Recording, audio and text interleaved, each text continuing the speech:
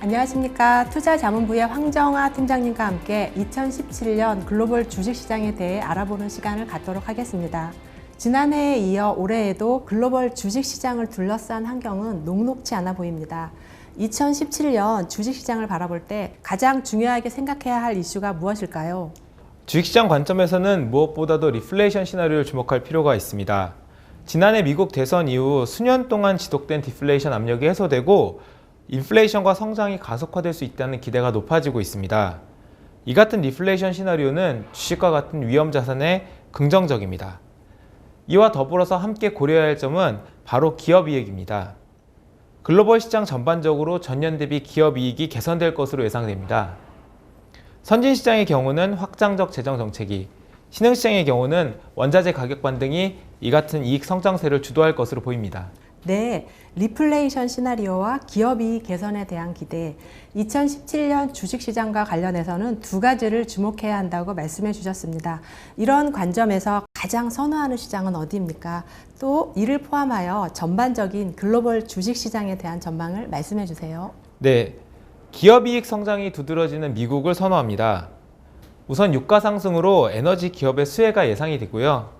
점진적인 금리 상승과 규제 완화 가능성은 은행을 비롯한 금융업에 호재로 작용할 수 있으며 인프라 투자 확대가 여러 산업재 기업들의 긍정적입니다. 여기에 트럼프 당선인의 감세 공약은 기업들에게 직접적인 호재로 작용할 수 있습니다. 특히 미국 IT 업종과 소형주를 선호합니다. 또 다른 선진국들을 보면 일본의 경우 엔화 약세와 디플레이션 압력 감소에 따라서 긍정적인 의견을 제시합니다. 다만 최근의 급등세와 추가적인 정책 여력을 감안했을 때에는 높은 변동성이 유지될 수 있습니다. 유로존 역시 달러 강세에 따른 유로화 약세가 수출 비중이 높은 유로존 주식에 우호적이지만 은행업종에 대한 우려와 올해 중에 예정되어 있는 선거들에 대한 불확실성이 높다는 점에서 중립 의견입니다. 한편 신흥시장에 대해서도 강세 전망을 유지합니다. 단 미달러 강세가 단기적으로 악재로 작용할 수 있습니다. 아시아 내에서는 인도, 인도네시아와 같은 내수 비중이 높고 개혁 성향이 짙은 시장들이 유망합니다. 또한 중국 주식 중에 IT, 서비스와 같은 신경제 관련 주식들을 선호합니다. 네, 한국 시장에 대한 질문을 드리지 않을 수 없겠죠. 올해 한국 주식시장 어떻게 전망하고 계신가요? 한국 주식시장에 대해서도 긍정적인 의견을 유지합니다. 우선 기업이익 성장세가 지속될 전망입니다. 수출이 완만하게 회복되는 가운데 원자재 가격 상승세에 따라서 소재, 산업재 업종의 매출이 반등하면서 지난 2년간 감소하던 기업 매출액이 성장할 것으로 보입니다.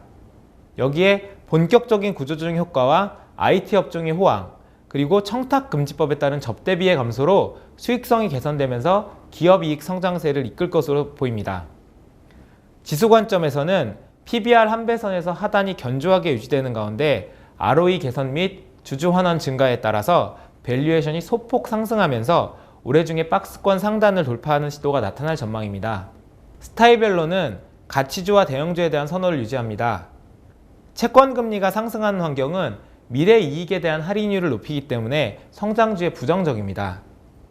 대형주, 중소형주 중에서는 아직까지는 중소형주 밸류에이션 부담이 남아있다는 점에서 대형주 선호를 유지합니다. 다만 올해 상반기를 기점으로 중소형주로 선호가 변경될 가능성이 있습니다. 이는 현재 전망치 기준으로는 2017년 중소형주의 이익 모멘텀이 대형주 대비 우월하고 중소형주의 수급이 개선될 가능성이 높으면서 밸류에이션 부담 역시 점진적으로 완화될 것으로 보이기 때문입니다. 리플레이션 시나리오와 기업이익이라는 두 가지 관점에서 주식시장은 올해 전반적으로 좋은 성과를 기대할 수 있을 것 같습니다. 이상으로 황정아 팀장님과 함께 2017년 주식시장에 대해 살펴보았습니다. 감사합니다. 감사합니다.